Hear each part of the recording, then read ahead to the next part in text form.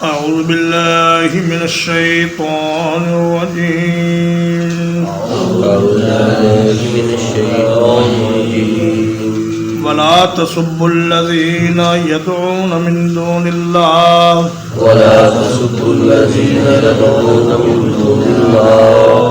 اور نہ گالی دو ان لوگوں کو جنہیں یہ اللہ کے سوا پکارتے ہیں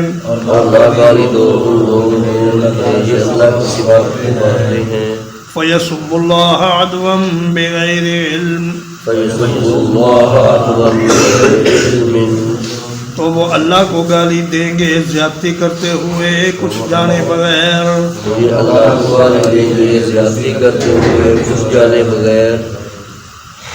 فرمایا کہ جن معبودوں کی یہ پرستش کرتے ہیں اے مسلمانوں تم انہیں برا بھلا نہ کہو اور انہیں گالی نہ دو، کہیں ایسا نہ ہو کہ وہ اپنی جہالت کی وجہ سے اور اپنی سرکشی کی وجہ سے اللہ کو گالیاں دینا شروع کر دیں۔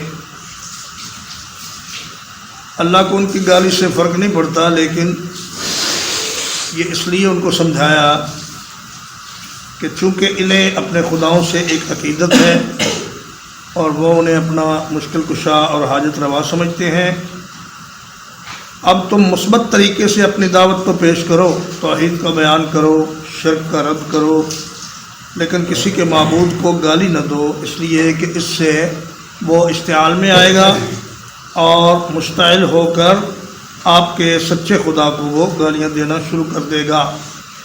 نبی کریم صلی اللہ علیہ وسلم نے فرمایا کہ تم میں سے کوئی آدمی اپنے ماں باپ کو گالی نہ دیا کرے۔ تو صحابہ نے عرض کیا کہ یا رسول اللہ بھلا کوئی اپنے ماں باپ کو بھی گالی دیتا ہے؟ آپ نے فرمایا جب تم کسی کے ماں باپ کو گالی دو گے تو وہ جواب میں تمہارے ماں باپ کو گالی دے گا، تو یہ ایسا ہی ہے جیسا کہ تم نے خود اپنے ماں باپ کو گالی دی۔ تو معلوم یہ ہوا کہ کسی باطل فرقے کی تردید اگر کرنی ہو تو حکمت اور دانش کے ساتھ کرنی چاہیے، اور ان کو مشتعل کرنے والی کوئی بات نہیں کرنی چاہیے، اور ان کے بڑوں کو برا بھلا کہنے سے اجتناب کرنا چاہیے، اور کسی بھی جماعت کے یا گروہ کے قائد کو یا ان کے لیڈر کو یا ان کے امام کو یا ان کے بڑے کو نامناسب الفاظ سے اس کا ذکر کرنا یہ دعوت کی حکمت کے خلاف۔ تو اس لیے فرمایا کہ جن کو یہ پکارتے ہیں انہیں تم گالی نہ دو تاکہ وہ زیادتی کرتے ہوئے اپنی جہالت کی بنا پر اللہ کو گالی دینا نہ شروع کر دیں۔ ایک دفعہ قریش نے ایک وفد بھیجا رسول اللہ صلی اللہ علیہ وسلم کی خدمت میں، اور ابو طالب سے کہا کہ آپ جا کر ان سے کہیں کہ بھئی ہمارے خداؤں کو آپ برا بھلا نہ کہا کریں ورنہ ہم آپ کے خدا کو برا بھلا کہیں گے۔ اس پر یہ آیت کریمہ نازل ہوئی كَذَلِكَ زَيَّنَّا لِكُلِّ أُمَّةٍ عَمَلَهُمْ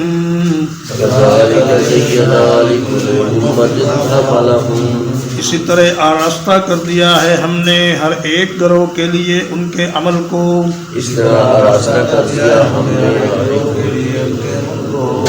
ثُمَّ إِلَىٰ رَبِّهِمْ مَرْجِعُهُمْ پھر ان کے رب کی طرف ان کا لوٹ کر جانا ہے، فَيُنَبِّئُهُم بِمَا كَانُوا يَعْمَلُونَ پھر وہ انہیں آگاہ کرے گا اس چیز سے جو وہ عمل کیا کرتے تھے۔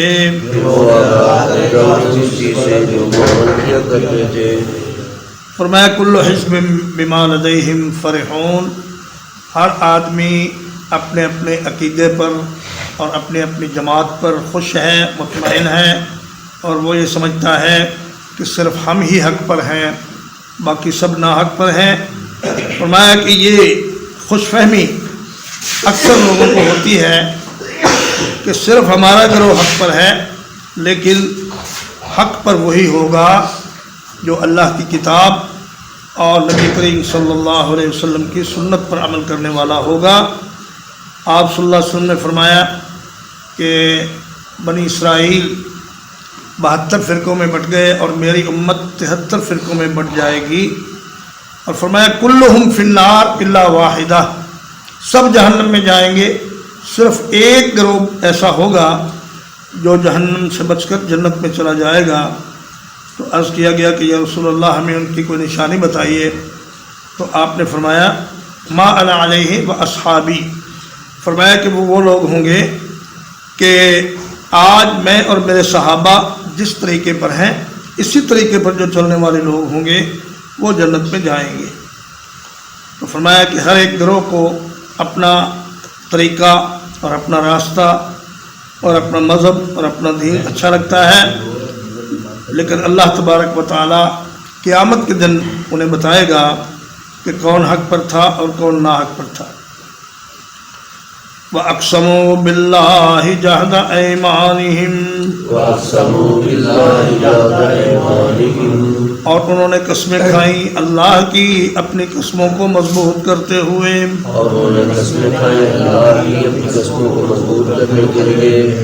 لَإِنْ جَاءَتْهُمْ آيَةٌ لَيُؤْمِنُنَّ بِهَا،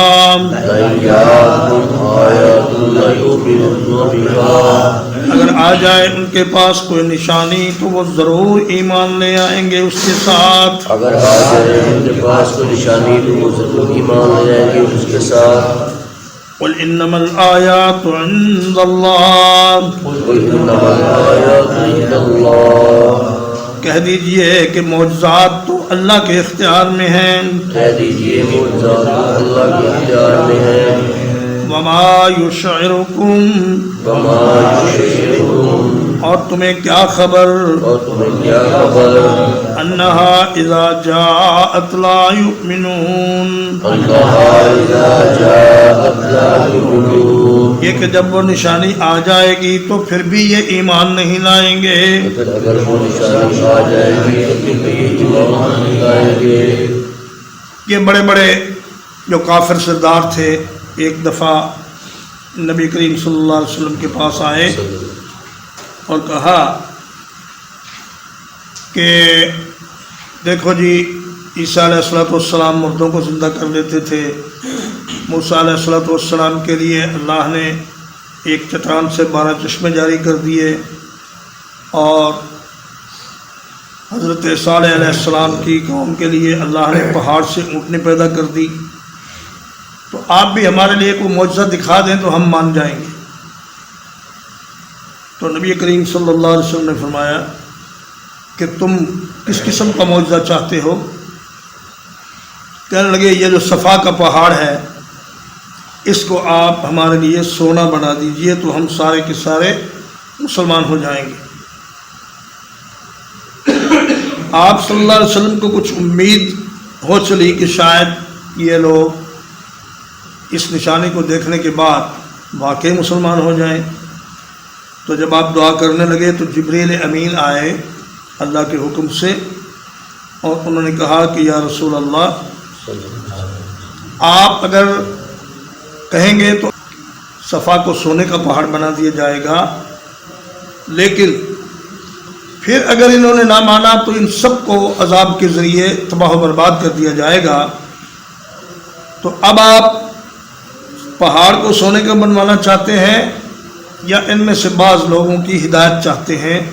کیونکہ اللہ کو اپنے ازلی علم کے ذریعے یہ بات معلوم تھی کہ ان میں سے کچھ لوگ مسلمان ہو جائیں گے اور ان کی نسلیں بھی اسلام میں داخل ہو جائیں گی اور یہ جہنم سے بچ کر جنت میں چلے جائیں گے۔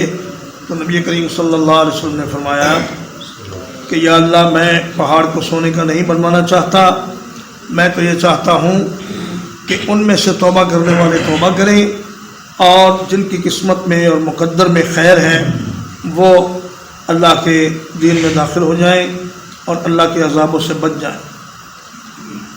وَنُقَلِّبُ أَفْئِدَتَهُمْ وَأَبْصَارَهُمْ، اور الٹا دیں گے ہم ان کے دلوں کو اور ان کی آنکھوں کو، کما لم یؤمنوا به اول مرہ، كما لم يؤمنوا به أول مرة، جس طرح کہ وہ ایمان نہ لائے پہلی مرتبہ، جس طرح وہ ایمان نہ لائے پہلی مرتبہ، وَنَذَرُهُمْ فِي طُغْيَانِهِمْ يَعْمَهُونَ، وَنَذَرْهُمْ فِي طُغْيَانِهِمْ يَعْمَهُونَ، اور چھوڑ دیں گے ہم ان کو ان کی سرکشی میں بھٹکتے ہوئے۔ اور چھوڑ دیں ہم ان کو ان کی سرکشی میں بھٹکتے ہوئے۔ بعض مفسرین کرام نے یہ فرمایا کہ اس آیت کا ایک حصہ آخرت کے متعلق ہے اور ایک حصہ دنیا کے متعلق ہے، کہ جیسے وہ دنیا میں ایمان نہیں لائے اس طرح ہم آخرت میں ان کے دلوں کو اور ان کی آنکھوں کو جہنم کی طرف پھیر دیں گے۔ اور اس کی مثال قرآن مجید میں یہ ہے کہ وجوہ یومئذ خاشعہ، یہ آخرت کی بات ہے کہ آخرت میں کچھ چہرے بڑے ذلیل اور ڈرے ہوئے ہوں گے۔ عاملۃ ناصبہ، یہ دنیا کے ساتھ متعلق ہے کہ دنیا میں انہوں نے بڑی محنت کی ہوگی اور بڑی جد و جہد کی ہوگی، لیکن آخرت میں ان کی حالت بری ہوگی۔ تو فرمایا کہ ہم دنیا میں ان کے ایمان نہ لانے کی وجہ سے آخرت میں ان کے دلوں کو اور ان کی آنکھوں کو الٹا کر انہیں جہنم میں پھینک دیں گے۔ یا اس کا معنی یہ ہے کہ جیسے پہلی مرتبہ آپ نے دعوت پیش کی اور یہ ایمان نہیں لائے، اب نشانی دکھانے کے بعد بھی یہ ایمان نہیں لائیں گے، بلکہ اللہ ان کے دلوں کو اور آنکھوں کو الٹا دے گا اور یہ حق کو پہچاننے سے محروم رہیں گے۔ اس لیے کہ جس آدمی کی قسمت میں ہدایت ہوتی ہے وہ پہلی ہی مرتبہ دعوت ملنے پر لبیک کہتا ہے اور اللہ کی بات کو مان لیتا ہے، رسول اللہ صلی اللہ علیہ وسلم کی بات کو مان لیتا ہے، لیکن جو ضد پر اڑ جائے پھر اللہ تبارک و تعالیٰ بھی اس کے دل کو اور اس کی آنکھوں کو الٹا کر دیتا ہے۔ وَلَوْ أَنَّنَا نَزَّلْنَا إِلَيْهِمُ الْمَلَائِكَةَ، وَلَوْ أَنَّنَا نَزَّلْنَا إِلَيْهِمُ الْمَلَائِكَةَ، اور اگر ہم یقیناً نازل کر دیتے ان کی طرف فرشتے، اور اگر ہم یقیناً نازل کر دیتے ان کی طرف فرشتے، وَكَلَّمَهُمُ الْمَوْتَىٰ، وَكَلَّمَهُمُ الْمَوْتَىٰ، اور باتیں کرتے ان کے ساتھ مردے، اور باتیں کرتے ان کے ساتھ مردے، وَحَشَرْنَا عَلَيْهِمْ كُلَّ شَيْءٍ قُبُلًا، وَأَشْهَدْنَا عَلَيْهِمْ كُلَّ شَيْءٍ قُبُلًا، اور ہم ان کے لیے اکٹھی کر دیتے ہر ایک چیز کو ان کے سامنے، اور ہم ان کے لیے اکٹھی کر دیتے ہر ایک چیز کو ان کے سامنے۔ فرمایا یہ ہر روز کہتے ہیں کہ اے نبی آپ کے ساتھ کوئی فرشتے نازل کیوں نہیں ہوئے جو ہمیں آ کر بتاتے کہ یہ سچا نبی ہے، اس پر ایمان لے آؤ۔ فرمایا اگر ہم فرشتے نازل کر بھی دیتے اور مردے اپنی قبروں سے اٹھ کر یہ کہتے کہ یہ اللہ کا سچا رسول ہے، اس کے ساتھ ایمان لے آؤ، اور ہم ہر چیز جس کا انہوں نے مطالبہ کیا وہ ان کے سامنے لا کر اکٹھی کر دیتے۔ کل شیء سے مراد ہر وہ چیز جس کا انہوں نے مطالبہ کیا، جیسے ہدہد نے حضرت سلیمان علیہ السلام سے کہا تھا کہ وہ اوتیت من کل شیء، کہ ملکہ سبا کو ہر ایک چیز عطا کی گئی ہے۔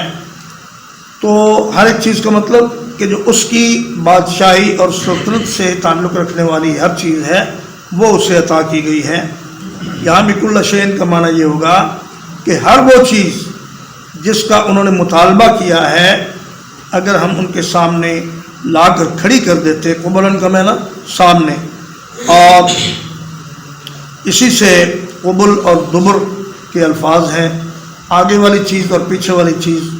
تو فرمایا کہ جو چیز سامنے ہو اس کو کہتے ہیں قبل اور جو پیچھے ہو اس کو کہتے ہیں دبر۔ تو فرمایا کہ یہ لوگ سامنے ہر چیز لانے کے بعد بھی ایمان نہیں لائیں گے۔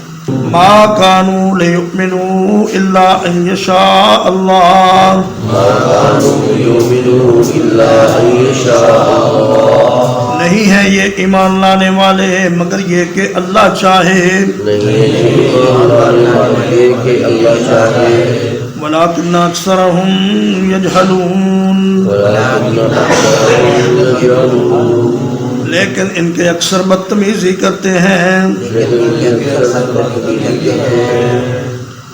فرمایا کہ اگر ہم ان کو ساری نشانیاں دکھا دیں، فرشتے بھی آ جائیں، مردے اٹھ کر بولنے لگیں اور ان کا ہر مطالبہ پورا کر دیا جائے، پھر بھی یہ ایمان نہیں لائیں گے۔ اللہ کے ازلی علم کے ذریعے اللہ کو معلوم ہے۔ اور فرمایا کہ اگر اللہ چاہے تو ان میں سے کچھ لوگ مسلمان ہو جائیں گے، لیکن اللہ نہ چاہے تو کوئی بھی نہیں ہوگا۔ اور یہاں جہالت علم کے مقابلے میں نہیں ہے، بلکہ تحمل کے مقابلے میں جہالت ہے کہ یہ لوگ بد اخلاقی کا مظاہرہ کرتے ہیں، بدسلوکی کرتے ہیں، بدتمیزی کرتے ہیں اور حق بات کو سن کر اس کا انکار کرتے ہیں۔ وَكَذَلِكَ جَعَلْنَا لِكُلِّ نَبِيٍّ، اور اسی طرح بنائے ہم نے ہر ایک نبی کے لیے ون شیاطین الانس والجن،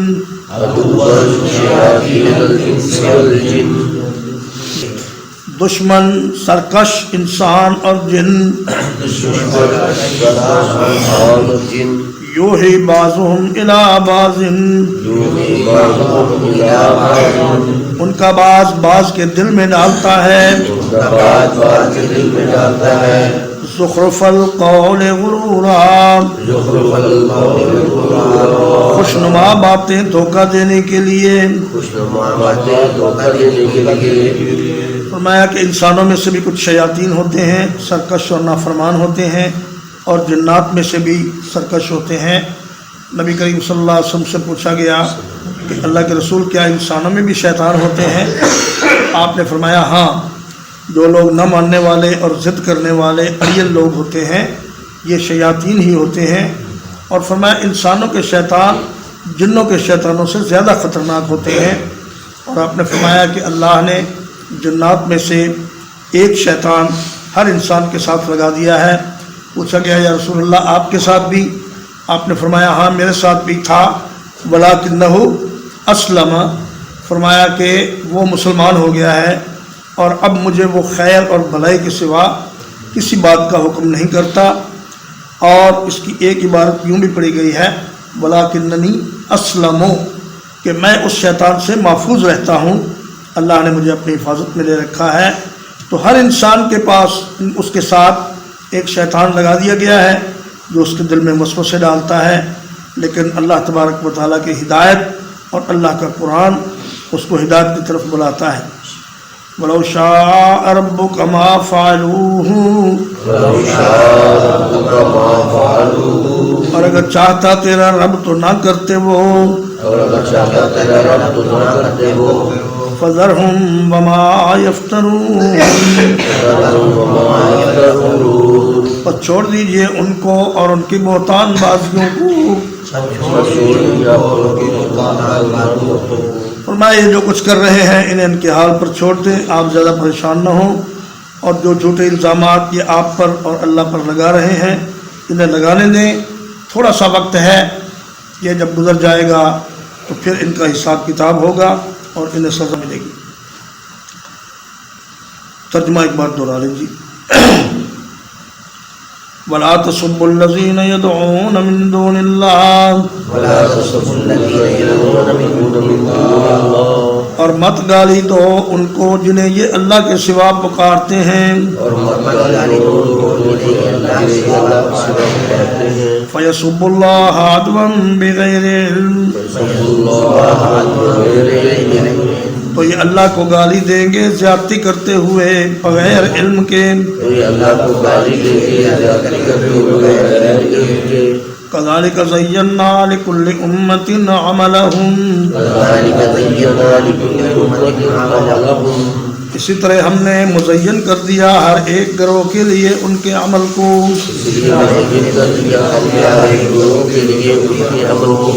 ثم إلى ربهم مرجعهم،